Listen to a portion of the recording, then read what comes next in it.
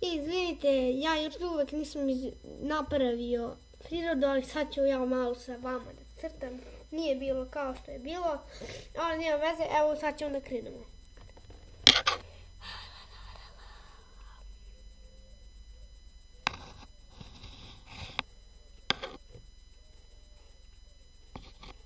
Ovo je zec, ako se pitate. Ne znam da crtam zečar. Da malo liči.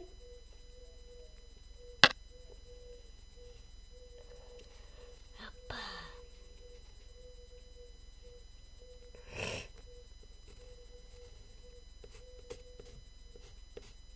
Sunce. Evo ga naša mala priroda. I ponovo ću da se vratim kada budemo završili bojanje sa ovom slikom.